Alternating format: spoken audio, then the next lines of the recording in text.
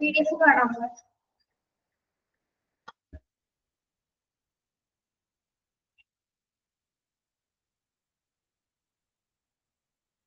Yes, നമ്മൾ ഇന്നലെ integrated materials management വരെയാണ് എടുത്തത് അല്ലേ? IMM. IMM is a close coordination of all departments which are related with utilization of materials. Everything merged under head now. Example, purchasing, storing, etc. under materials manager. Okay.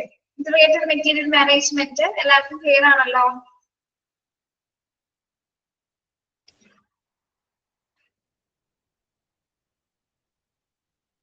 Next വരുന്നത് advantages of IMM. Advantages of IMM എന്തൊക്കെ advantages ആണ് integrated materials മാനേജ്മെന്റിലുള്ളത് നോക്കാം. എന്തൊക്കെയാണ്? better accountability, responsibility, coordination of activities in the department, better performance, materials information system easy, materials handling and transportation, scrap and surplus control and disposal. ഓരോന്നും നോക്കാം. better accountability. എന്താണ് better accountability എന്ന് പറയുമ്പോൾ IMM എന്ന് പറയുന്നത് തന്നെ എന്താണ്? IMM എന്താണ് ചെയ്യുന്നത്? എല്ലാ മെറ്റീരിയൽസിന്റെ ഉപയോഗവുമായി ബന്ധപ്പെട്ട് എല്ലാ ഡിപ്പാർട്ട്മെന്റ്സിനെയും കൂടി അത് ഏകോപിപ്പിച്ചാണ് പ്രവർത്തിക്കുന്നത് അല്ലേ? എല്ലാം കൈകാര്യം ചെയ്യുന്നത് ആരായിരിക്കും? അണ്ടർ മെറ്റീരിയൽസ് മാനേജർ ആയിരിക്കും. അദ്ദേഹത്തിന്റെ കീഴിലാണ് എല്ലാ കാര്യങ്ങളും ചെയ്യുന്നത്.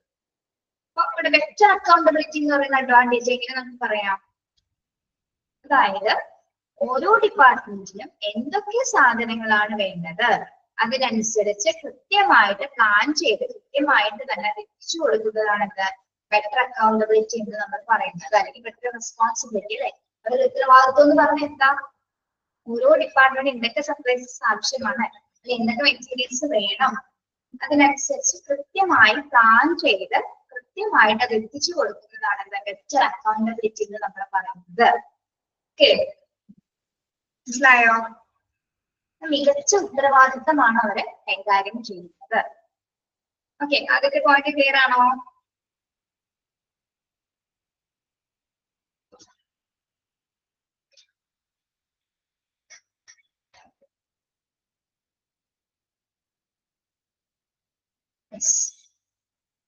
അടുത്ത അഡ്വാൻറ്റേജ് എന്ന് പറയുന്നത് എന്താണ്? Coordination of activities in the department. Coordination of activities in the department എന്താണ് പറയുന്നത്?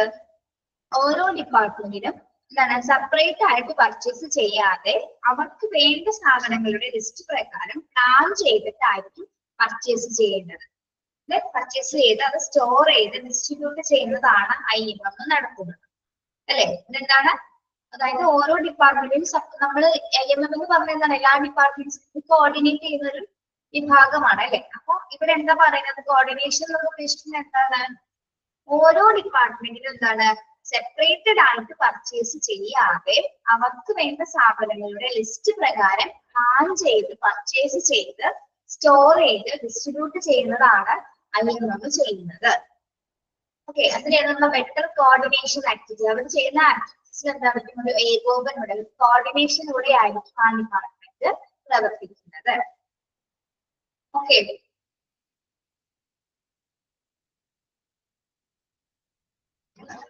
മനസ്സിലായോ? സെക്കൻഡ് പോയിന്റ് ക്ലിയർ ആണോ?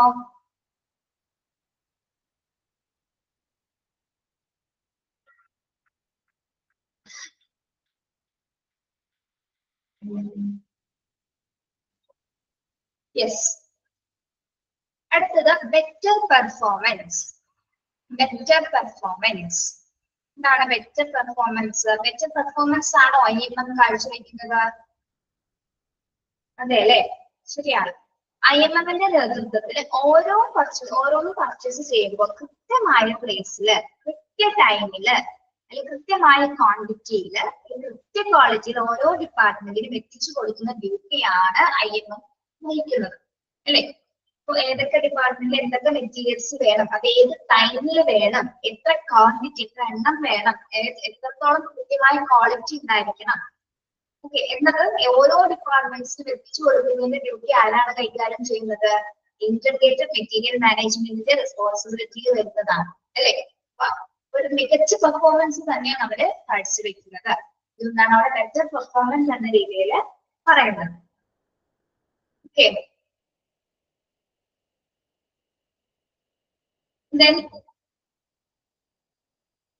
നെക്സ്റ്റ് വരുന്നത് മാനേജ്മെന്റ് ഓഫ് മെറ്റീരിയൽ ഇൻഫർമേഷൻ. ഇവിടെ മാനേജ്മെന്റ് ഓഫ് മെറ്റീരിയൽ നൽകി, മെറ്റീരിയൽസ് ഇൻഫർമേഷന് മുമ്പായിട്ട് മാനേജ്മെന്റ് ഓഫ് എന്നാക്കാം കേട്ടോ.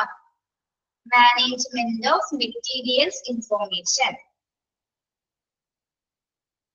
Management of materials information system in easy.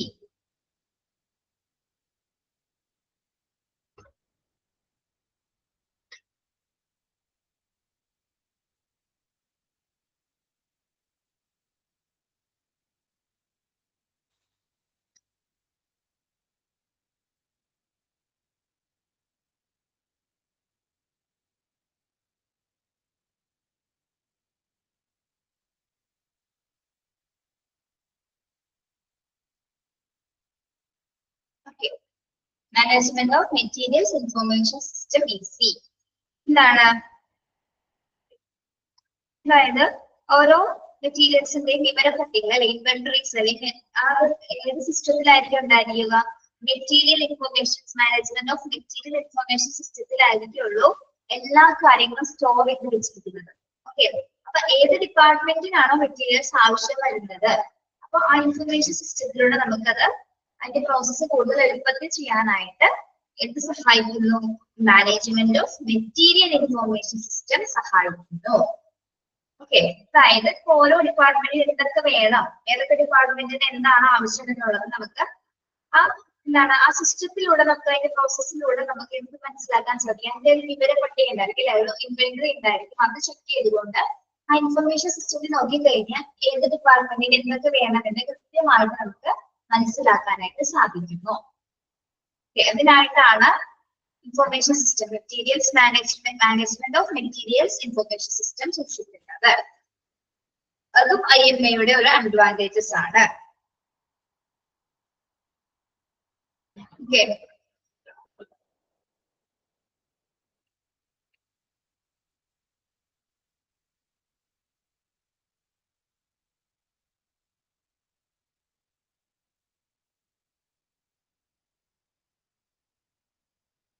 പിന്നെന്താണ് നെക്സ്റ്റ് വരുന്നത്? Materials handling and transportation.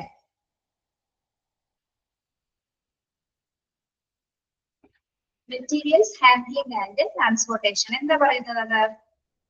Materials handling and transportation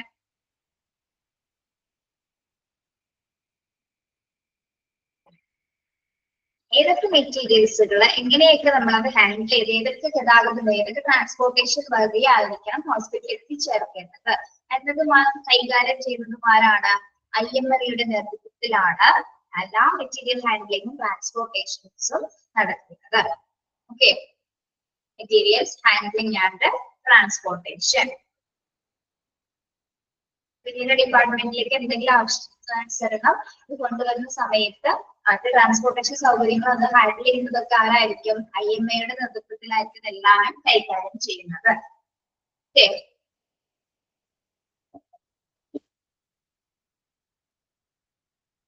The last point, scrap and surplus control disposal. Scrap and surplus control disposal. എന്താണ് scarp എന്ന് പറയുന്നത്? അതായത് നമ്മുടെ expiry date കഴിഞ്ഞിട്ടുള്ള materials ഉണ്ടാവാം, അല്ലെങ്കിൽ അത് യൂസ് ചെയ്യാൻ പറ്റാത്ത മെറ്റീരിയൽസ് ഒക്കെ ഉണ്ടാവാം. അപ്പൊ അങ്ങനെയുള്ള മെറ്റീരിയൽസ് നമ്മൾ എന്ത് ചെയ്യണം? എന്താണ് ചെയ്യേണ്ടത്? ഡിസ്പോസ് ചെയ്യണം. അല്ലെങ്കിൽ ഇപ്പൊ സ്ക്രാപ്പിന് കൊടുക്കാൻ പറ്റുന്നതാണെങ്കിൽ എന്ത് ചെയ്യണം? നമ്മൾ സ്ക്രാപ്പിന് കൊടുക്കുന്നു. അല്ലെങ്കിൽ ഉപയോഗിക്കാൻ പറ്റാത്തവ അത്തരത്തിലുള്ള വസ്തുക്കൾ എന്ത് ചെയ്യുന്നു? അത്തരത്തിലുള്ള മെറ്റീരിയൽസ് നമ്മൾ ഡിസ്പോസ് ചെയ്യുന്നു അല്ലെങ്കിൽ നിർമ്മാർജ്ജനം ചെയ്യുന്നു. അങ്ങനെയാണ് IMA മെറ്റീരിയൽസുകൾ യൂസ് ചെയ്യാൻ പറ്റാത്തതൊക്കെ കൈകാര്യം ചെയ്യുന്നത്. ഡിസ്പോസൽ ചെയ്തോ അല്ലെങ്കിൽ സ്ക്രാപ്പിന് കൊടുത്തിട്ടോ ആണ് ഇത് നിർവഹിക്കുന്നത്. ഓക്കെ, എന്തൊക്കെയാണ് അഡ്വാൻറ്റേജസ് ഓഫ് IMM-ന്റെ ഇന്റഗ്രേറ്റഡ് മെറ്റീരിയൽസ് മാനേജ്മെന്റിന്റെ അഡ്വാൻറ്റേജസ്, ഗുണങ്ങൾ എന്തൊക്കെയാണ്? ബെറ്റർ അക്കൗണ്ടബിലിറ്റി അല്ലെങ്കിൽ റെസ്പോൺസിബിലിറ്റി. എന്താണ് ബെറ്റർ അക്കൗണ്ടബിലിറ്റി എന്ന് പറയുന്നത്? ഓരോ ഡിപ്പാർട്ട്മെന്റിന് എന്തൊക്കെ സാധനങ്ങളാണ് വേണ്ടത് അതിനനുസരിച്ചിട്ട് കൃത്യമായിട്ട് അത് പ്ലാൻ ചെയ്ത് കൃത്യമായിട്ട് എത്തിച്ചു കൊടുക്കുന്ന ഡ്യൂട്ടിയാണ് എന്ത് IMM കൃത്യമായിട്ട് നിർവഹിക്കുന്നത്. അത് അവരുടെ ഒരു വലിയൊരു റെസ്പോൺസിബിലിറ്റി തന്നെയാണ്. ഓക്കെ, ബെറ്റർ അക്കൗണ്ടബിലിറ്റി അഥവാ മികച്ച ഉത്തരവാദിത്തമാണ് IMM കൈകാര്യം ചെയ്യുന്നത്. സെക്കൻഡ് അഡ്വാൻറ്റേജസ് എന്താണ്? Second advantages coordination of activities in the department. Coordination of activities in the department. എന്താ പറയുന്നത്?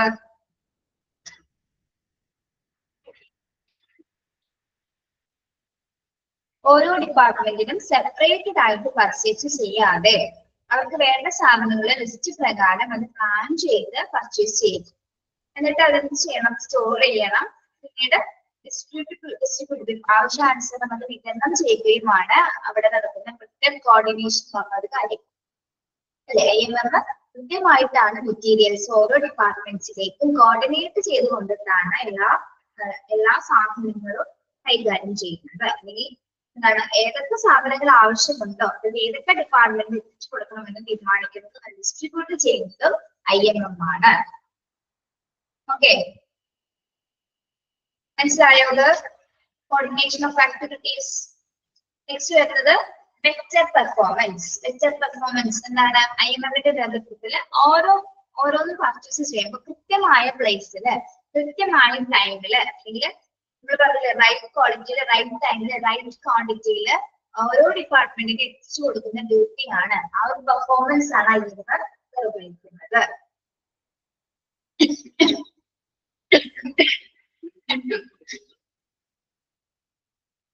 Then Materials Information System in MEC. Management of Materials Information System.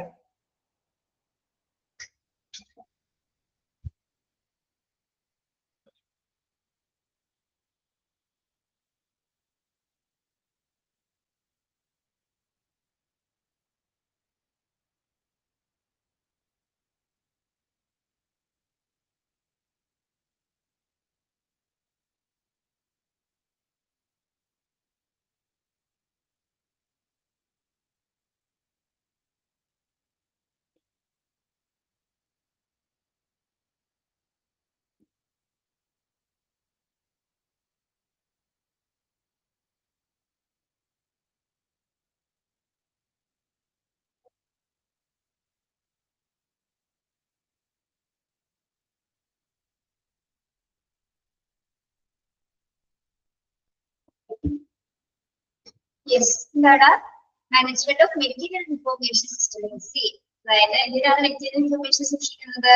ഓരോ മെറ്റീരിയൽസിന്റെയും വിവരപ്പട്ടിക അല്ലെങ്കിൽ മെറ്റീരിയൽസിന്റെ ഇൻഫോർമേഷൻസ് സിസ്റ്റത്തിൽ സ്റ്റോർ ചെയ്ത് വെക്കും. ഏത് ഡിപ്പാർട്ട്മെന്റിനാണ് മെറ്റീരിയൽസ് ആവശ്യമായിട്ട് വരുന്നത് അപ്പൊ അത് സിസ്റ്റത്തിലൂടെ നമുക്ക് പ്രോസസ് ചെയ്ത് എളുപ്പത്തിൽ അത് കണ്ടെത്താനായിട്ട് സഹായിക്കുന്നു. ഇതിന് വേണ്ടിയിട്ടാണ് management of material information system സൂക്ഷിക്കുന്നത്. നെക്സ്റ്റ് വരുന്നത് മെറ്റീരിയൽസ് ഹാൻഡ്ലിംഗ് ആൻഡ് ട്രാൻസ്പോർട്ടേഷൻ. ഇവിടെ എന്താ പറയുന്നത്? Materials handling and transportation.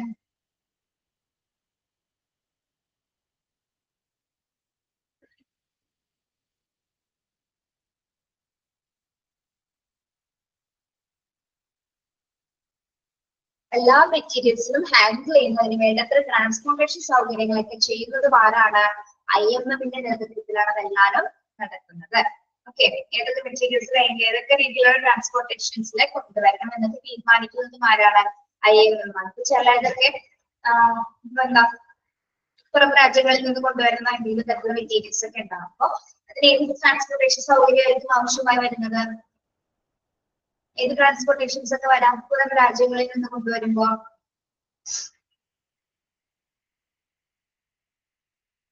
Ship മൂലം വരാം, പിന്നെ എയർ മൂലം, അല്ലെ? പലതരത്തിൽ നമുക്ക് ട്രാൻസ്പോർട്ടേഷൻ അവൈലബിൾ ആയിരിക്കണം. ഓക്കെ, എയറോപ്ലെയിൻ വഴി അല്ലേ, അല്ലെങ്കിൽ ബൈ ട്രെയിൻ. ഇപ്പൊ ഗുഡ്സ് കൊണ്ടുവരുന്ന ട്രെയിനിലൊക്കെ ആയിരിക്കാം മെറ്റീരിയൽസ് കൊണ്ടുവരുന്നത്. അപ്പൊ അതെല്ലാം കൈകാര്യം ചെയ്യുന്നതും IMM-ന്റെ നേതൃത്വത്തിലാണ്. Next scrap and surplus control and disposal.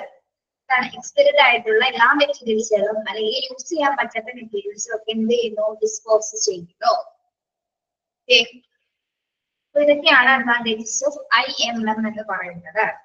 ഒന്ന് വായിച്ച് പെട്ടെന്ന് ഒന്ന് നോക്കിയേ, ക്ലിയർ ആണോ? വായിച്ചു നോക്കട്ടോ.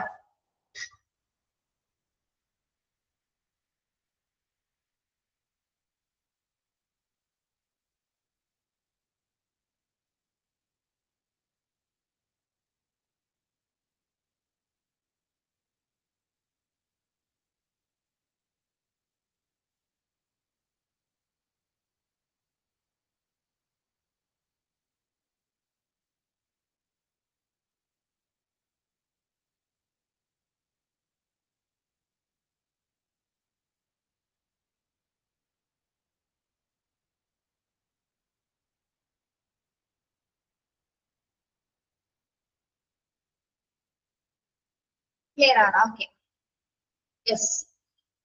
Next നോക്കാം. IMM does cost reduction techniques such as value analysis, variety reduction, standardization, forecasting and market analysis. ഇവിടെ IMM അല്ലെങ്കിൽ ഇന്റഗ്രേറ്റഡ് മെറ്റീരിയൽസ് മാനേജ്മെന്റ് കോസ്റ്റ് റിഡക്ട് ചെയ്യാനായിട്ട് അല്ലെങ്കിൽ കോസ്റ്റ് കുറയ്ക്കുന്നതിനായിട്ട് കുറച്ച് ടെക്നിക്സുകൾ പറയുന്നുണ്ട്. എന്തൊക്കെയാണ്? IMM does cost reduction techniques such as value analysis, മൂല്യ വിശകലനം, value analysis, then variety reduction എന്താണ്? വൈവിധ്യം കുറയ്ക്കുക, എന്താണെന്ന് പറയാട്ടോ.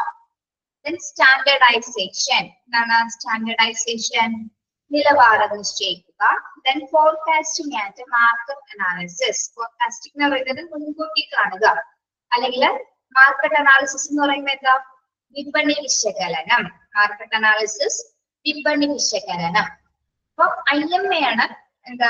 IMM ആണ് കോസ്റ്റ് റിഡക്ട് ചെയ്യാനുള്ള കുറച്ച് ടെക്നിക്സുകൾ പറയുന്നത്. ഫസ്റ്റ് വരുന്നത് എന്താണ്? വാല്യൂ അനാലിസിസ് അല്ലെങ്കിൽ മൂല്യ വിശകലനം. ഓരോ പ്രൊഡക്റ്റിന്റെയും മൂല്യം അനുസരിച്ചിട്ടായിരിക്കും, അതിന്റെ ക്വാളിറ്റി അനുസരിച്ചിട്ടായിരിക്കും മെറ്റീരിയൽസുകൾ പർച്ചേസ് ചെയ്യേണ്ടത്.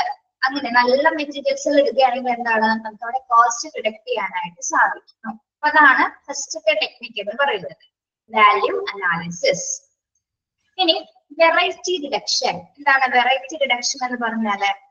വൈവിധ്യം കുറയ്ക്കുക. നമ്മൾ കഴിഞ്ഞ ക്ലാസ്സിൽ പറഞ്ഞത് എന്താണ്? EP മെഷീൻസ് പല കമ്പനീസിന്റെ വാങ്ങിക്കാതെ എന്ത് വാങ്ങിക്കണം എന്നാണ് നമ്മൾ പറഞ്ഞത്? ഒരു മെഷീൻ തന്നെ പല വൈവിധ്യത്തിൽ നമുക്ക് വാങ്ങിച്ചു വെച്ചിട്ട് ഒരു ഉപകാരം ഉണ്ടോ?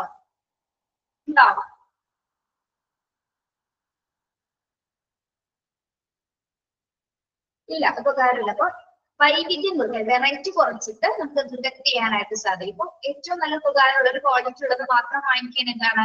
അവിടെ കോസ്റ്റ് റിഡക്ട് ചെയ്യാനായിട്ട് നമുക്ക് സാധിക്കും. Okay, standardisation. എന്താണ്? നിലവാരം നിശ്ചയിക്കുക. നല്ല സ്റ്റാൻഡേർഡുള്ള പ്രൊഡക്ട്സ് മാത്രം വാങ്ങിക്കുകയാണെങ്കിൽ എന്താണ്?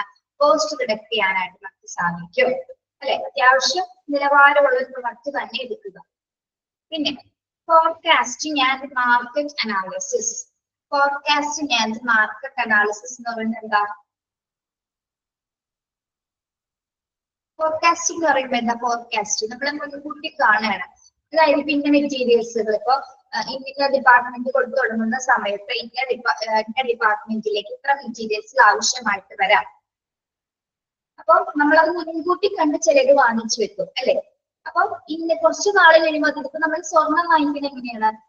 വില കുറയുന്ന സമയത്ത് നമ്മൾ സ്വർണം വാങ്ങിച്ചു വെക്കും. പിന്നീട് നമുക്കറിയാം, മുൻകൂട്ടി നമ്മൾ കാണും കുറച്ചു കാലം കൂടി കഴിഞ്ഞാൽ സ്വർണത്തിന് നന്നായിട്ട് വില കൂടും, അല്ലെ? ഗോൾഡിന് നല്ല വില ആയിരിക്കും, അപ്പൊ അത് വാങ്ങിക്കാൻ ബുദ്ധിമുട്ടായിരിക്കും. അങ്ങനെ നമ്മൾ ഇവിടെ എങ്ങനെ ചെയ്യുന്നു? ചില മെറ്റീരിയൽസുകൾ നേരത്തെ വാങ്ങിച്ചു മുൻകൂട്ടി നമ്മൾ അതിന്റെ വില നല്ല ക്വാളിറ്റി ഉള്ള പ്രൊഡക്റ്റ് തന്നെ എന്താണ്? കുറച്ച് നേരത്തെ വാങ്ങിച്ചു വെക്കും. അപ്പൊ അത് മുൻകൂട്ടി കണ്ടിട്ട് നമ്മൾക്ക് എന്ത് ചെയ്യാൻ പറ്റും? അത് വാങ്ങിച്ചു വെച്ച് അവിടെ കോസ്റ്റ് റിഡക്ട് ചെയ്യാനായിട്ട് പിന്നീട് 2 വർഷം അല്ലെങ്കിൽ ഒരു 6 മാസം കൂടുന്നതിനനുസരിച്ച് ആ പ്രൊഡക്റ്റിന് വില കൂടി വരും, അല്ലെ? അപ്പൊ അതെടുക്കുമ്പോ എന്താണ്? അവിടെ കോസ്റ്റ് കൂടുകയാണ്. അപ്പൊ അതിന് പേര് എന്താണ്? നമ്മള് ആ സമയത്ത് വാങ്ങിച്ചു വെക്കാൻ അത്രയും പൈസ കുറവുള്ള ലാഭത്തിൽ നമുക്ക് അത് എടുക്കാൻ സാധിക്കും. ഓക്കെ, അതാണ് ഫോർകാസ്റ്റിംഗ് എന്ന് പറയുന്നത്. ഇനി മാർക്കറ്റ് അനാലിസിസ്. മാർക്കറ്റ് അനാലിസിസ് എന്ന് പറയുന്നത് എന്താണ്? വിപണി ഒന്ന് വിശകലനം ചെയ്യട്ടെ. അതായത് എക്സാമ്പിൾ പറയാന്ന് വെച്ചാൽ എന്താണ്, ഇപ്പൊ നമ്മൾ വാങ്ങിക്കാൻ പോകുന്ന മെറ്റീരിയൽസ് ഇപ്പൊ മാർക്കറ്റിൽ ലഭ്യമാണോ, അതിന് മാർക്കറ്റിൽ നല്ല അവൈലബിലിറ്റി ഉണ്ടോ, അല്ലെങ്കിൽ മാർക്കറ്റ് വാല്യൂ ഉണ്ടോ എന്നൊക്കെ ചെക്ക് ചെയ്തിട്ട് നമുക്ക് അത് പർച്ചേസ് ചെയ്യും. ഒരു അനാലിസിസ് വിശകലനം നടത്തിയിട്ട് ആ പ്രൊഡക്റ്റിനെ പറ്റി നമ്മൾ ഇപ്പൊ എന്ത് വാങ്ങിക്കാൻ പോകുമ്പോൾ നമ്മൾ ആദ്യം മറ്റുള്ളവരോട് ചോദിക്കുക അല്ലെങ്കിൽ ഒന്ന് അന്വേഷിക്കും. അവിടെ എങ്ങനെയാണ് ആ കട, എങ്ങനെയാണ് എല്ലാ വിലക്കുറവുണ്ടോ, അതിൽ വെറൈറ്റി കളക്ഷൻസ് ഉണ്ടോ എന്നൊക്കെ നമ്മൾ ചോദിക്കും. ലേഡീസിനെ സംബന്ധിച്ചിടത്തോളം നമുക്ക് ഡ്രസ്സ് പർച്ചേസ് ചെയ്യാനാണ് ഏറ്റവും കൂടുതൽ താല്പര്യം. ജെൻസിനും അത് തന്നെ അല്ലെ. നമ്മൾ ആദ്യം ഒന്ന് അന്വേഷിക്കും. ഇപ്പൊ റംസാൻ സീസണൊക്കെ എന്തൊക്കെ പർച്ചേസ് ചെയ്യാൻ പോകണം, ഏതാണ് നല്ല കട എന്നുള്ളത് തെരഞ്ഞെടുക്കും അല്ലെ. എവിടെ പോയിരിക്കണം, എവിടെയാണ് ബെറ്റർ കളക്ഷൻസ് ഉള്ളത്, വെറൈറ്റി കളക്ഷൻസ് ഉള്ളത് നിങ്ങൾ ആദ്യം ഒന്ന് തപ്പും അല്ലെ. അതിനുശേഷമായിരിക്കും നമ്മള് പിന്നെ പൈസയൊക്കെ ഒന്ന് റെഡിയാക്കി അപ്പൊ അവിടെ പോയി കുറച്ചുകൂടി ലാഭത്തിൽ നന്നായിട്ട് എടുക്കാം എന്നുള്ള തീരുമാനത്തെ നമ്മൾ ആദ്യം വിശകലനം ചെയ്തിട്ടാണ് നമ്മളവിടെ പോകുന്നത്. ഓക്കെ, അതാണ് മാർക്കറ്റ് അനാലിസിസ് എന്ന് പറയുന്നത്. അപ്പൊ ഈ 4 ടെക്നിക്സുകളാണ് നമ്മൾ IMF പ്രൊവൈഡ് ചെയ്യുന്നത്. കോസ്റ്റ് കുറയ്ക്കാനായിട്ട് IMF നിർണ്ണയിക്കുന്ന കുറച്ച് ടെക്നിക്സുകളാണ്. എന്തൊക്കെയാണ്? Value analysis, variety reduction, standardisation, forecasting and market analysis. മനസ്സിലായോ? കോസ്റ്റ് റിഡക്ട് ചെയ്യാൻ വേണ്ടിയിട്ട് IMF പ്രൊഡ്യൂസ് ചെയ്യുന്ന കുറച്ച് ടെക്നിക്സുകളാണ് ഈ പറഞ്ഞ 4 എണ്ണം. മനസ്സിലാവാത്തവരുണ്ടോ?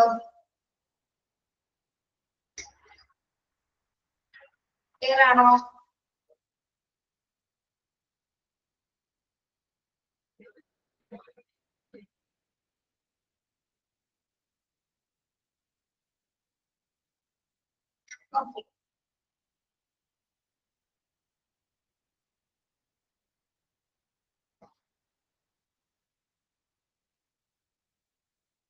ഓക്കെ, നമുക്ക് നോക്കാം. വാല്യൂ അനാലിസിസ് എന്താണെന്ന് നോക്കാം. Value analysis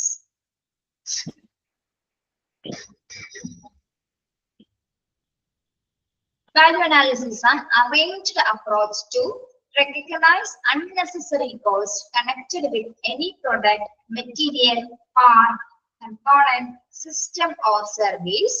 This process is necessary for cost reduction.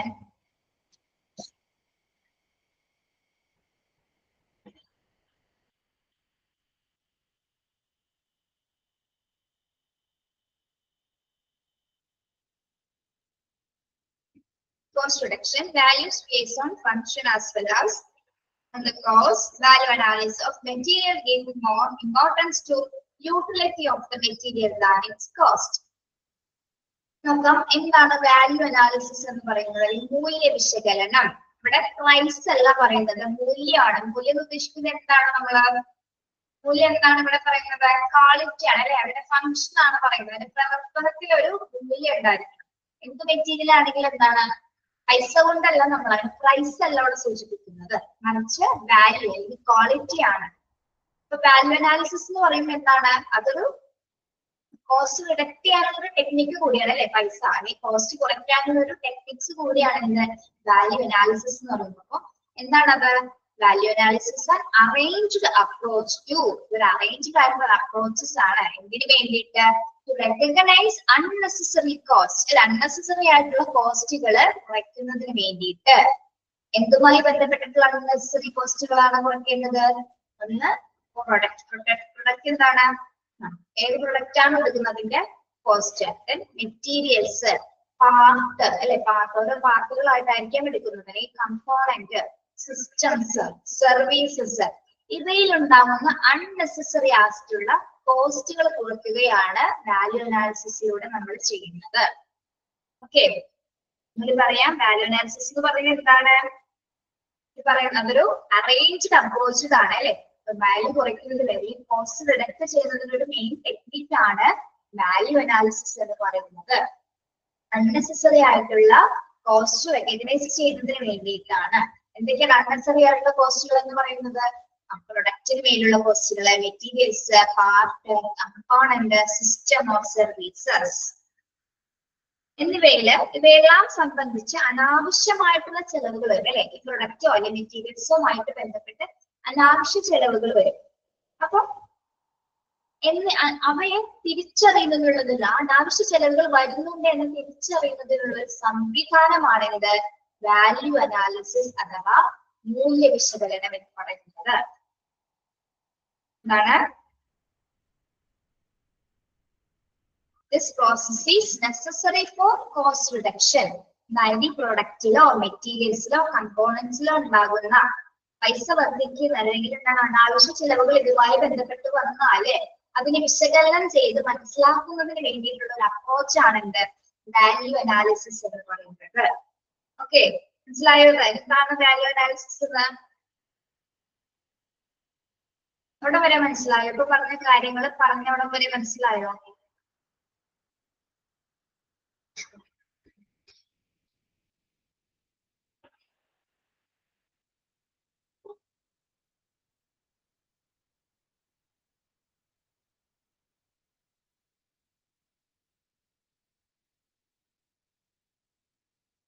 Yes, ഇത്രയും മനസ്സിലാക്കുക. കോസ്റ്റ് റിഡക്ട് ചെയ്യാനായിട്ട് സഹായിക്കുന്ന ഒരു ടെക്നിക്കാണ് വാല്യൂ അനാലിസിസ്. ഇത്രയും മനസ്സിലാക്കുക കേട്ടോ. ഇനി value relies on function as well as on the cost. Value എന്തിനെയാണ് റിലേസ് ചെയ്യുന്നത്? ഫങ്ഷനെയാണ്, ഒരു സാധനത്തിന്റെ പ്രവർത്തനത്തിനെയാണ് നമ്മൾ മൂല്യമായിട്ട് സൂചിപ്പിക്കുന്നത്. പ്രവർത്തനത്തെയും അതിന്റെ കോസ്റ്റിനെയും ആശ്രയിച്ചിട്ടാണ് നമ്മൾ ഒരു സാധനം വാങ്ങിച്ചു, അതിന്റെ ഫങ്ഷൻ എന്ന് പറഞ്ഞാൽ എന്താ, അതിന്റെ പ്രവർത്തനം, അതിന്റെ ഒരു കോസ്റ്റ് ഉണ്ടാവും. അതിന്റെ കോസ്റ്റിനെ ആശ്രയിച്ചായിരിക്കും നമ്മൾ അതിന്റെ മൂല്യം വിശകലനം ചെയ്യുന്നത്. അതായത് കുറഞ്ഞ പ്രൈസിന് വാങ്ങിച്ചതാണെങ്കിലും പക്ഷെ അതിന്റെ പ്രവർത്തനം എങ്ങനെയായിരിക്കും, നല്ല രീതിയിലുള്ള പ്രവർത്തനമായിരിക്കും, നല്ല ഫീച്ചേഴ്സ് ഉള്ള ഒരു സാധനമായിരിക്കും. ഇപ്പൊ നമ്മളൊരു എക്സാമ്പിൾ പറയുകയാണെങ്കിൽ,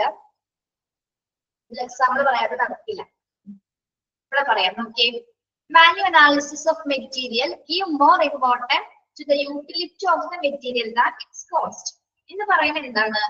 നോക്കിയേ, നമ്മളിപ്പോ ഐഫോൺ വാങ്ങിക്കുന്നു. ഐഫോണിന്റെ പ്രത്യേകത എന്ന് പറഞ്ഞാൽ എന്താ? ഐഫോണിന്റെ പ്രത്യേകത അതിന്റെ വിലയേക്കാൾ കൂടുതൽ എന്തിനാണ് അവിടെ വരുന്നത്, മൂല്യം വരുന്നത്? എന്തിനാണ് അവിടെ മൂല്യം വരുന്നത്? ഓക്കെ, ഐഫോണിന് ഇന്ന പ്രൈസ് ഉണ്ട്, പക്ഷെ അതിന്റെ യൂസ് വ്യത്യാസമില്ലേ? അതിന്റെ യൂസ് എങ്ങനെയാണ്? അതിന്റെ ഫംഗ്ഷൻ അല്ലെങ്കിൽ അതിന്റെ പ്രവർത്തനം, അതിൽ ഒരുപാട് ഫങ്ഷൻസ് വർക്ക് ചെയ്യുന്നുണ്ട് അല്ലെ. നല്ല രീതിയിൽ യൂസ് ചെയ്യാൻ പറ്റുന്ന ഒരു ഫോണാണ് എന്ത്, ഐഫോൺ എന്ന് പറയുന്നത്. ഓക്കെ, അപ്പൊ ഇത് പ്രൈസിലല്ല, നമ്മുടെ വിലയേക്കാൾ കൂടുതൽ അതിന്റെ യൂസിനാണ് അവിടെ പ്രാധാന്യം കൊടുക്കുന്നത്. മനസ്സിലായോ? വാല്യൂ അനാലിസിസിൽ പ്രാധാന്യം നൽകുന്നത് എന്തിനാണ്? Materials give more importance than utility. മെറ്റീരിയലിനേക്കാൾ കൂടുതൽ ഇമ്പോർട്ടൻസ് നൽകുന്നത് എന്തിനാണ് കുട്ടികളെ? എന്തിനാണ്? അതിന്റെ ഉപയോഗത്തിനാണ്. നമ്മൾ ഒരു സാധനം വാങ്ങിച്ച് വില കൂടിയതാണെങ്കിലും എന്താണ്, അതിന്റെ പ്രവർത്തനം മികച്ചതാണെങ്കിൽ അവിടെ ഒരു വാല്യൂ ഉണ്ട് അതിന് അല്ലേ. മനസ്സിലായോ? അതിന്റെ യൂട്ടിലിറ്റിക്കാണ്, അതിന്റെ യൂസിങ്ങിനാണ് പ്രാധാന്യം വരുന്നത്. ഓക്കെ, അപ്പൊ നമ്മളൊരു ഇക്വേഷനിൽ എത്താണ് അവിടെ. എന്താണ്? Value is equal to function cost. Value എന്ന് അർത്ഥമാക്കുന്നത് എന്താണ്? ആ സാധനത്തിന്റെ പ്രവർത്തനത്തിനെയാണ് അല്ലെ, അതിന്റെ ഫങ്ഷൻ കോസ്റ്റിനെയാണ് നമ്മൾ എന്ത് പറയുന്നത്, മൂല്യം എന്ന് പറയുന്നത്. Okay, value is equal to function of cost. Value increase by increasing the function of decreasing the cost. എന്താണ്? വാല്യൂ ഇൻക്രീസ്, പ്രവർത്തനം വർദ്ധിപ്പിക്കുകയോ അല്ലെങ്കിൽ കോസ്റ്റ് കുറയ്ക്കുകയോ ചെയ്യുന്നതിലൂടെ എന്ത് നടക്കുന്നു? വാല്യൂ ഇൻക്രീസ് ചെയ്യുന്നു അല്ലെ. നല്ല പ്രവർത്തനമാണെങ്കിൽ അവിടെ എന്തുണ്ടാവും? നല്ല ഫംഗ്ഷൻ ആണ് അവിടെ കാഴ്ചവെക്കുമെങ്കിൽ എന്താണ്? അവിടെ വാല്യൂ ആണ് ഇൻക്രീസ് ചെയ്യുന്നത്. ഓക്കെ, അപ്പൊ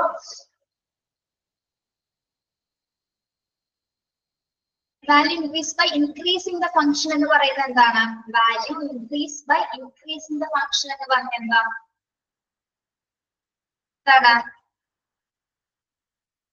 സാധനത്തിന്റെ പ്രവർത്തനം നമ്മൾ വർദ്ധിപ്പിക്കുകയാണ്. ഇപ്പൊ ഐഫോണിന് വെറൈറ്റി ഫങ്ഷൻസ് ഉണ്ട് അല്ലെ. ഇപ്പൊ ഐഫോണിൽ എന്താണ്, ഒരു ഫംഗ്ഷൻ മാത്രമാണോ വർക്ക് ചെയ്യുന്നത്? ഐഫോണിൽ ഒരു ഫംഗ്ഷൻ ആണോ വർക്ക് ചെയ്യുന്നത്? ഒരു പ്രവർത്തന ഘട്ടം മാത്രമേ ഉള്ളൂ, ഒരു ഫീച്ചേഴ്സ് മാത്രമേ അതിലുള്ളൂ, ആണോ?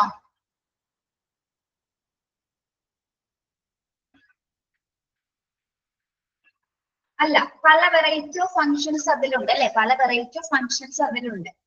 അപ്പൊ എന്താണ് അവിടെ പ്രവർത്തനമാണ്, ഇതിന്റെ പ്രവർത്തനമാണ്, ഫങ്ഷൻ ആണ് അവിടെ കൂടുന്നത്. അങ്ങനെയുള്ള ഒരു വസ്തുവിന് എന്തുണ്ടാവും, അങ്ങനെയുള്ള വസ്തുവിന് എന്തുണ്ടാവും, ഒരു മൂല്യം ഉണ്ടാവും അല്ലെ, ഒരു വാല്യൂ ഉണ്ടായിരിക്കും. ഇനി ഡിക്രീസ് ദ കോസ്റ്റ് എന്ന് അവിടെ പറയുന്നുണ്ട്, or decreasing the cost. Cost കുറയ്ക്കുകയാണെങ്കിലോ, കോസ്റ്റ് കുറയ്ക്കുന്ന ടെക്നിക്ക് എന്നൊക്കെ പറഞ്ഞാൽ എന്തായിരിക്കാം, കോസ്റ്റ് ഡിക്രീസ് ചെയ്യുന്ന ടെക്നിക്സ് എന്ന് പറയുമ്പോ, ഇപ്പൊ നമുക്ക് ഡിസ്കൗണ്ട് കൊടുക്കുന്നത് എന്തിനാണോ, ഡിസ്കൗണ്ട് കൊടുക്കുന്നത്, ഡിസ്കൗണ്ട് കൊടുക്കുന്നത് എന്തിനാ,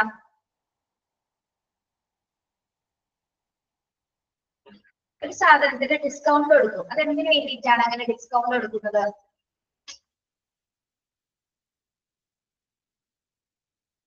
കസ്റ്റമർ സാറ്റിസ്ഫാക്ഷൻ അല്ലെങ്കിൽ സെയിൽസ് ആവാൻ. ഓക്കെ,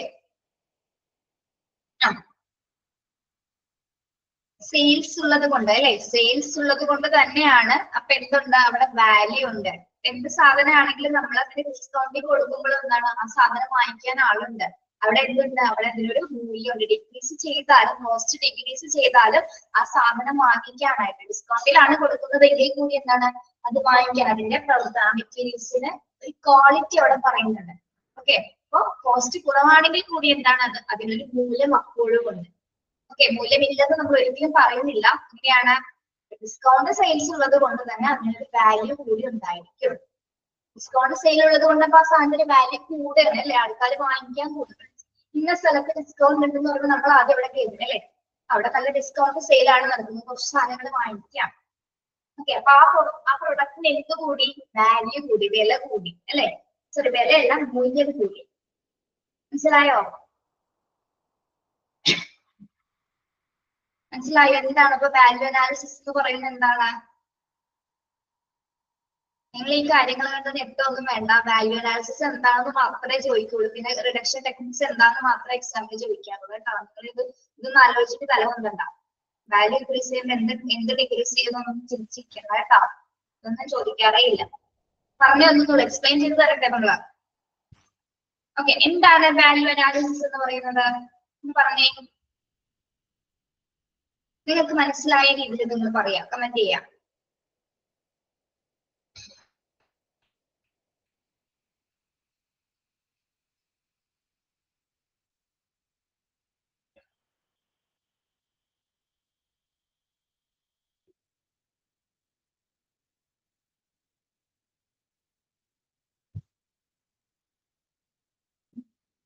സുഹൈന ചെറുതാക്കി പറഞ്ഞ ക്വാളിറ്റി ആണ്, ഒരു സാധനത്തിന്റെ ക്വാളിറ്റിനെയാണ് നമ്മള് വാല്യൂ എന്ന് പറയുന്നത്. ഓക്കെ, സംബന്ധിച്ചു വാല്യൂ അനാലിസിസ് എന്ന് പറയുന്നത് എന്താണ് സുഹൈന, അറേഞ്ച്ഡ് അപ്രോച്ച് അല്ലെ, അൺനെസസറി കോസ്റ്റ് കുറയ്ക്കാനുള്ളതാണ് എന്ത്, വാല്യൂ അനാലിസിസ് എന്ന് പറയുന്നത്. കോസ്റ്റ് റിഡക്ഷൻ ടെക്നിക്സ് ആണ്. Yes, very good. കോസ്റ്റ് റിഡക്ട് ചെയ്യുന്നതിനുള്ള ഒരു ടെക്നിക് ആണ് എന്ത്, വാല്യൂ അനാലിസിസ് എന്ന് പറയുന്നത്. ഓക്കെ, ഇത്രയും മനസ്സിലാക്കുക. ഏതൊക്കെ വസ്തുക്കളിൽ നിന്നുള്ള കോസ്റ്റുകൾ കുറയ്ക്കാനായിട്ടാണ് പറയുന്നത്, product, any product, material, part, component, system or service അല്ലെ, എനി പ്രൊഡക്ട്സോ മെറ്റീരിയൽസോ പാർട്ടോ കമ്പോണന്റ്സോ സിസ്റ്റം അല്ലെങ്കിൽ സർവീസസോ, ഇതിനെല്ലാം സംബന്ധിച്ചിട്ട് വരുന്ന അനാവശ്യമായിട്ടുള്ള ചെലവുകൾ അല്ലെങ്കിൽ അനാവശ്യമായിട്ടുള്ള കോസ്റ്റുകൾ കുറയ്ക്കുന്നതിന് വേണ്ടിയിട്ടാണ്, കുറയ്ക്കാൻ വേണ്ടിയിട്ട് തിരിച്ചറിയുന്നുള്ള ഒരു സംവിധാനമാണ് എന്ത്, വാല്യൂ അനാലിസിസ് എന്ന് പറയുന്നത്. അപ്പൊ വാല്യൂ അനാലിസിസ് വഴി നമുക്ക് എന്ത് കുറയ്ക്കാൻ സാധിക്കുന്നു, കോസ്റ്റ് കുറയ്ക്കാനായിട്ട് സാധിക്കുന്നു. Okay, yes. ഇവിടെ വാല്യൂ എന്ന് സൂചിപ്പിക്കുന്നത് ഒരു സാധനത്തിന്റെ എന്തിനെയാണ്, വാല്യൂ എന്ന് സൂചിപ്പിക്കുന്നത് ഒരു മെറ്റീരിയലിന്റെ എന്തിനെയാണ്, ഫംഗ്ഷനെയാണ് അല്ലെ, ഫംഗ്ഷനെയാണ് അല്ലെങ്കിൽ അതിന്റെ പ്രവർത്തനത്തെയാണ് നമ്മുടെ വാല്യൂ എന്ന് പറയുന്നത്. അത് അതിന്റെ പ്രവർത്തനത്തെയും കോസ്റ്റിനെയും ആശ്രയിച്ചാണ് നമ്മൾ അവിടെ വാല്യൂ കണക്ട് ചെയ്യുന്നത് അല്ലെങ്കിൽ വാല്യൂ സൂചിപ്പിക്കുന്നത്, ഫംഗ്ഷൻ ആൻഡ് കോസ്റ്റ്. ഓക്കെ,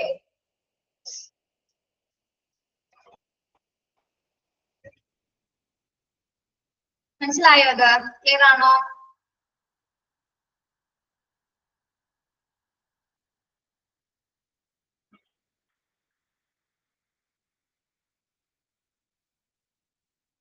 ഈ പഠിക്കുന്ന സമയത്ത് നിങ്ങൾക്ക് എന്തെങ്കിലും ഒരു ഡൗട്ട് തോന്നി കഴിഞ്ഞാൽ റെക്കോർഡ് ക്ലാസ് എടുത്തൊന്ന് നോക്കാം കേട്ടോ. ഇന്ന് തന്നെ ക്ലാസ് തുടങ്ങുന്ന നാളെ ക്ലാസ് ഉണ്ടോ ഒന്ന് നോക്കിയാൽ മതി, പിന്നെ നമുക്ക് ക്ലിയർ ആയി പോകും. ഇൻ കേസ് നമ്മളിപ്പോ പഠിച്ച് കുറച്ചേരം കഴിഞ്ഞൊന്നും പോകുന്ന സമയത്ത് ചിലപ്പോൾ നമ്മൾ മനുഷ്യരല്ലേ എന്തെങ്കിലും വിട്ടുപോയിരിക്കും. അപ്പൊ ഒന്ന് ക്ലാസ് കണ്ട് പഠിച്ചു പോയാൽ മതി കേട്ടോ, അങ്ങനെ കുഴപ്പമൊന്നുമില്ല. ഇനി നമുക്ക് ഡിഫറെന്റ് ടൈപ്സ് ഓഫ് വാല്യൂസ് നോക്കാം. അപ്പൊ നമ്മൾ വാല്യൂ എന്താണെന്ന് പഠിച്ചു അല്ലെ, മൂല്യം എന്താണെന്ന് പഠിച്ചു. അപ്പൊ പല ടൈപ്സ് ഓഫ് മൂല്യം വരുന്നുണ്ട്. ഇതൊക്കെയാണ് ഫങ്ഷണൽ വാല്യൂ. ഇവിടെ വാല്യൂ എന്ന് എഴുതിയിട്ടില്ല കേട്ടോ, നിങ്ങളത് എഴുതി ചേർക്കണേ. Functional value, exchange value, esteem value, അവിടെ കൊടുത്തിട്ടുണ്ട് എസ്റ്റീം വാല്യൂ ഉണ്ട്, cost value, scrap value and time value. എന്താണ് functional value? Relying on function value changes. Functional value മനസ്സിലായോ? എല്ലാത്തിന്റെയും കൂടെ വാല്യൂ എന്ന് ചേർക്കാം. ഓരോ മൂല്യങ്ങൾ ഏതൊക്കെ തരത്തിലുള്ള മൂല്യങ്ങളാണെന്നാണ് നമ്മൾ പഠിക്കാൻ പോകുന്നത്. Different types of values.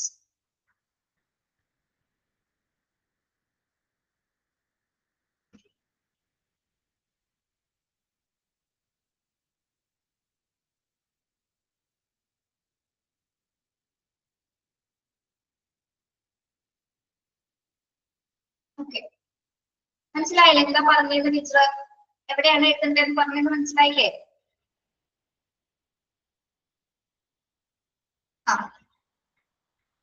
Okay. Functional relate on function values. Functional values എന്താണെന്ന് നോക്കാം.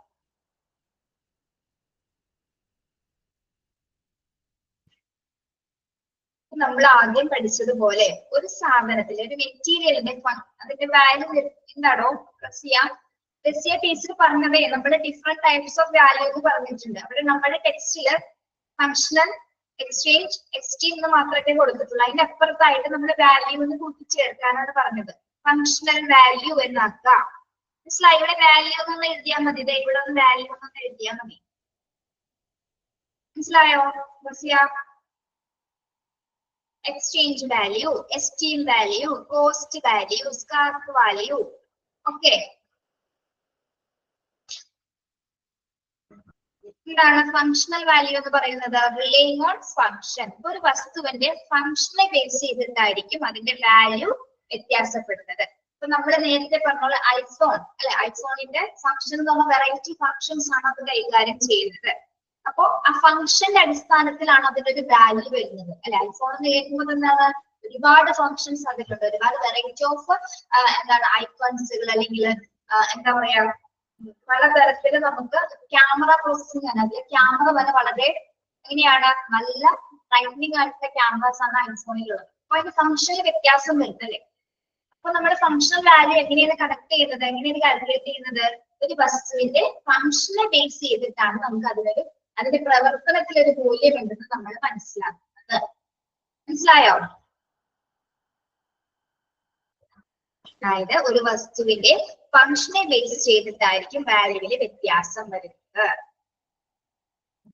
എത്ര പൈസയാണെങ്കിലും അതിന്റെ പ്രവർത്തനം മികച്ചതാണെങ്കിൽ എന്താണ്, അതിന്റെ വാല്യൂവില് ഡിഫറൻസസ് വരുന്നു. അതാണ് ഫങ്ഷണൽ വാല്യൂ എന്ന് പറയുന്നത്. മനസ്സിലായോ?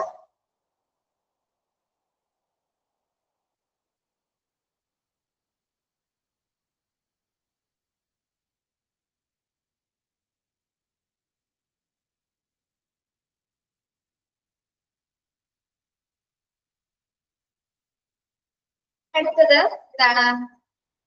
Exchange value. Exchange value, giving a thing that is on and buying a new one.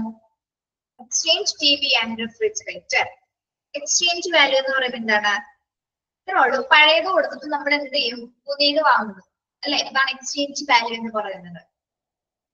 ഇങ്ങനെയാണ് പഴയത്. അതൊന്ന് പറഞ്ഞ എക്സാമ്പിളുകളൊന്ന് പറയാൻ പറ്റും? പഴയത് കൊടുത്തിട്ട് നമ്മൾ പുതിയത് വാങ്ങാന്നുള്ള എക്സാമ്പിൾ ഒന്ന് ആലോചിച്ച് നോക്കിയേ, എന്തായിരിക്കാം?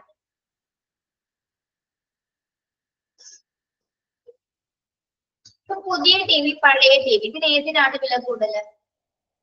ആ ശ്രുതി കറക്റ്റ് ആയിട്ട് പറഞ്ഞു. ഇതിനാണ് മൊബൈൽ ആയിക്കോട്ടെ, ഫോൺ ആയിക്കോട്ടെ, ടി വി ആയിക്കോട്ടെ. പുതിയ ഫോണോ അല്ലെങ്കിൽ പുതിയ ടി വി നോക്കിയേ, ഏതിനായിരിക്കും? പുതിയ ടി വിക്കാണോ പഴയ ടി വിക്കാണോ വില കൂടുതൽ? ന്യൂ വണ്ണിനാണ് അല്ലെ, പുതിയതിനാണ് വില കൂടുതൽ. അപ്പൊ ഇതിൽ ഏതിനാണ്? ഓക്കെ. അപ്പൊ പഴയത് നമുക്ക് ഉപയോഗിക്കാൻ പറ്റാതായാലും നമ്മൾ എന്ത് ചെയ്യും? പഴയത് ഉപയോഗിക്കാൻ പറ്റാതായാല് എക്സ്ചേഞ്ച് ചെയ്യും അല്ലെ. നമ്മള് ഒട്ടും പറ്റുന്നില്ലെങ്കിൽ അത് നമ്മൾ സ്കാർപ്പിൽ കൊടുക്കും അല്ലെ. സ്കാർപ്പിൽ കൊടുത്തിട്ട് സ്കാർപ്പിൽ കൊടുത്താലും എന്താണ്, അതുപോട്ടെ നമ്മുടെ വീട്ടിലാണ് കുറെ പത്രങ്ങൾ ബാക്കി വരുന്നുണ്ട് അല്ലെ. പത്രങ്ങൾ ബാക്കി വരുന്നുണ്ട്. നമ്മൾ ഈ പത്രം തൂക്കി വെക്കും അല്ലെ. തൂക്കി സ്കാർപ്പിൽ കൊടുക്കും. തൂക്കുന്ന സമയത്ത് തിരിച്ച് നമുക്ക് എന്തെങ്കിലും കിട്ടുമോ? തിരിച്ച് നമുക്ക് എന്തെങ്കിലും കിട്ടാറുണ്ടോ? നമുക്ക് പൈസ കിട്ടും അല്ലെ. അപ്പൊ ആ വേസ്റ്റ് ആയ മെറ്റീരിയൽ എന്തുണ്ട്? എക്സ്ചേഞ്ച് മെറ്റീരിയലിനും ഒരു വാല്യൂ ഉണ്ട് അല്ലെ. പത്രത്തിന് തൂക്കി കിട്ടുന്ന പൈസ നമുക്ക് കിട്ടുന്നുണ്ട്. ചെറിയ ആയിട്ടൊരു എമൗണ്ട് നമുക്ക് കിട്ടും അല്ലെ. ഒരു 100 താഴെയോ അല്ലെങ്കിൽ അത് എണ്ണ അനുസരിച്ച് കിട്ടും അല്ലെ. പത്രത്തിന്റെ തൂക്കം അനുസരിച്ചിട്ടായിരിക്കും നമുക്ക് കോസ്റ്റ് കിട്ടുന്നത്. എത്ര ചെറുതാണെങ്കിൽ കൂടി എക്സ്ചേഞ്ച് ചെയ്യുമ്പോൾ അവിടെ എന്ത് കിട്ടുന്നു? ഒരു വാല്യൂ ഉണ്ട്. പിന്നെയാണ് നമ്മൾ എക്സ്ചേഞ്ച് വാല്യൂ എന്ന് പറയുന്നത്.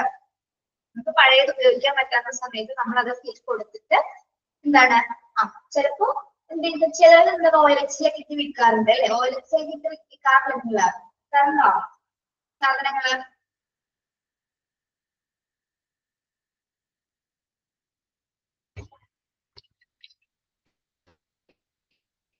ഇല്ല. ഓക്കെ, ഇത്ര മനസ്സിലാക്കാം. എന്താണ് പഴയത് കൊടുത്ത് പുതിയത് വാങ്ങുന്ന ഒരു വാല്യൂ ആണ് നമ്മൾ എക്സ്ചേഞ്ച് വാല്യൂ ആയിട്ട് കൺസിഡർ ചെയ്യുന്നത്. Okay, giving A thing that is odd and buying a new one, example TV or refrigerator. മനസ്സിലായോ എന്താണ് എക്സ്ചേഞ്ച് വാല്യൂ എന്ന്? യെസ്, എക്സാമ്പിൾ പറഞ്ഞു തരുമ്പോ മനസ്സിലാവുന്നുണ്ടോ? എക്സാമ്പിൾ പറയുമ്പോ മനസ്സിലാവുന്നുണ്ടോ?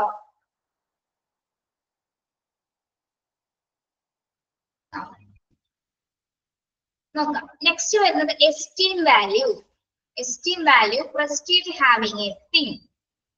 എസ്റ്റീം വാല്യൂ എന്ന് വെച്ചാൽ നമുക്കൊരു ബഹുമാന മൂല്യം എന്നൊക്കെ പറയാം അല്ലെ. ബഹുമാന മൂല്യം എന്നൊക്കെ ഇതിനെ പറയാം, അല്ലെങ്കിൽ പ്രസ്റ്റീജ് വാല്യൂ എന്നൊക്കെ പറയാം. ഹാവിംഗ് എ തിങ് എന്താണ്? അതെങ്ങനെ നമ്മൾ പറയും? എസ്റ്റീം വാല്യൂ അല്ലെങ്കിൽ പ്രസ്റ്റീജ് ഹാവിംഗ് എ തിങ്.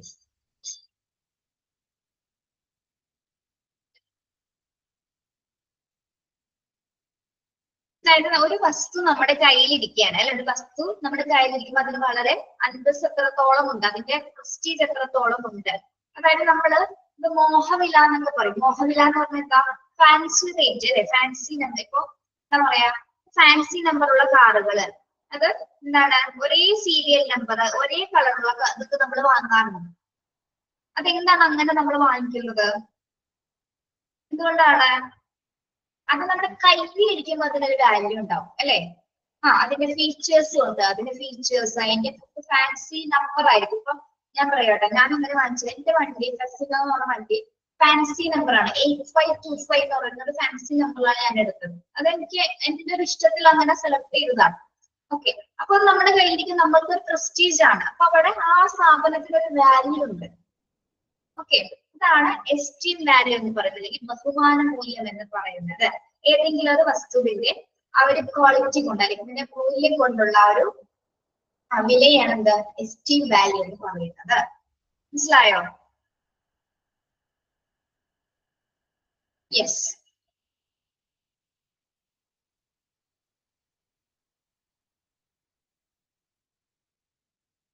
ഇനി cost value as per monetary value. Cost value as per monetary value. ഇത് എല്ലാവരും എവിടെ പോകുന്നു? ക്ലാസ്സിൽ ഇറങ്ങി പോയുള്ള എല്ലാവരും 33 പേരായിപ്പോ. കുറെ പേരുണ്ടായിരുന്നു.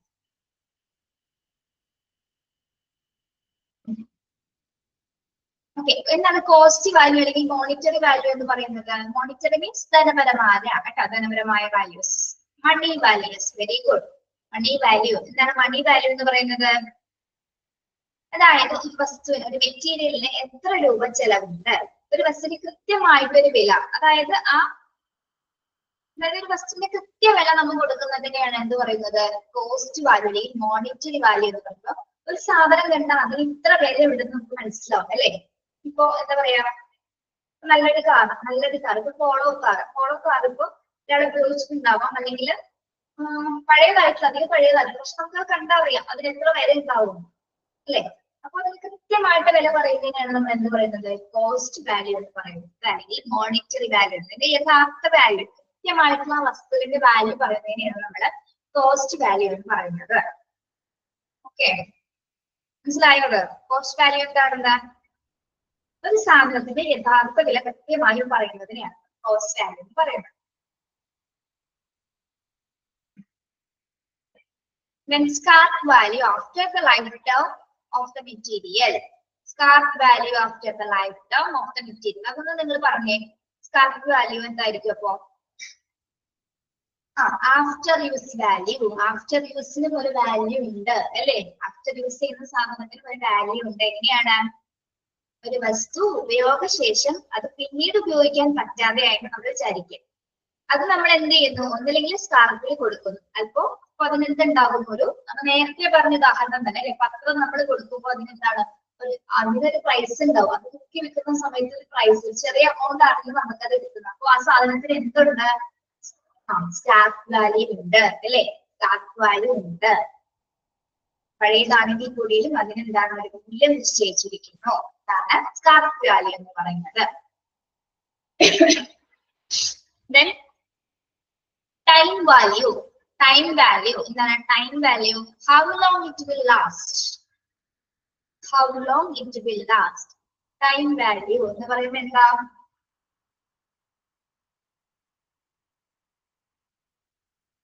ഒരു സാധനം വാങ്ങിച്ചത് എത്ര നാള് നിലനിൽക്കും അല്ലെ? ലോങ് ലാസ്റ്റിംഗ് ആയിട്ട് നിലനിൽക്കുന്ന സാധനങ്ങൾ ഉണ്ടാകാം.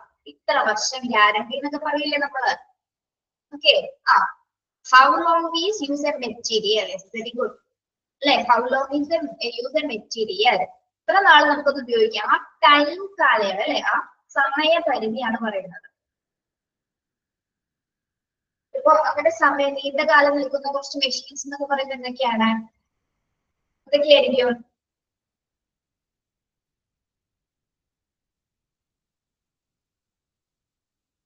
വാഷിംഗ് മെഷീൻ അല്ലെങ്കിൽ മറ്റുള്ള സാധനങ്ങൾക്ക് ഇത്ര മെറ്റീരിയൽസ് ഇത്ര വർഷം കാലാവധി ഉണ്ടാകാം അല്ലെ? ആ കാലാവധി മാത്രമേ ഇതുണ്ടാവുള്ളൂ, അതിനൊരു വാല്യൂ ഉണ്ടാവുള്ളൂ അല്ലെ? അതാണ് ടൈം വാല്യൂ എന്ന് പറയുന്നത്. ഫ്രിഡ്ജൊക്കെ എത്ര നാൾ വേണമെങ്കിൽ നമുക്ക് ഓടും അല്ലെ? ഫ്രിഡ്ജൊക്കെ മാക്സിമം നല്ല രീതിയിൽ നോക്കുകയാണെങ്കിൽ അപ്പൊ അതിന്റെ ടൈമിൽ കൂടുതൽ അത് പോകും. അതല്ലെങ്കിൽ TV, അതൊക്കെ കുറെ നാളത്തെ സാധനങ്ങളാണ്.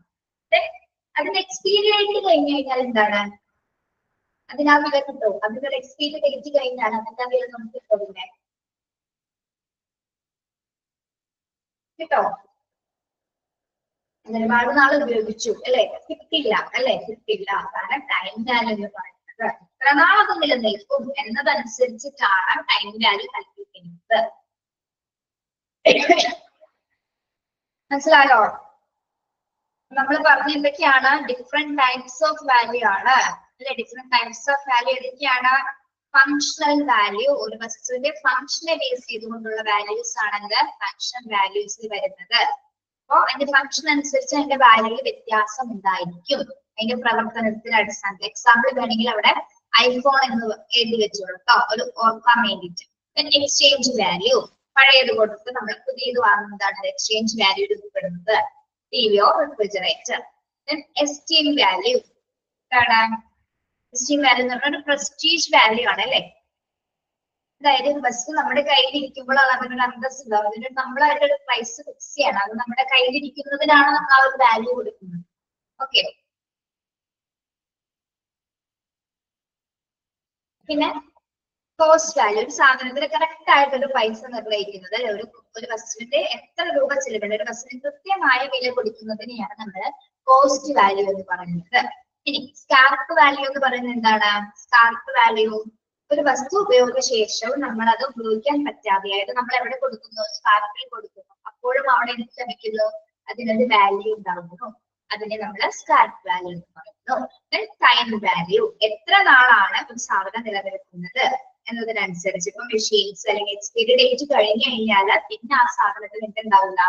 വില ഉണ്ടാവില്ല. Okay. These are the different types of time value. Different types of values. Clear ആണോ?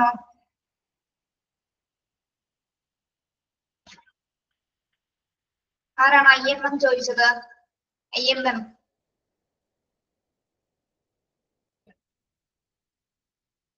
ആരോ ചോദിച്ചു, എന്താണെന്ന് മനസ്സിലായില്ല. റസ്യ ക്ലാസ് കയറിയില്ലേ? IMM എന്ന് പറയുന്നത് എന്താണ് റസ്യ?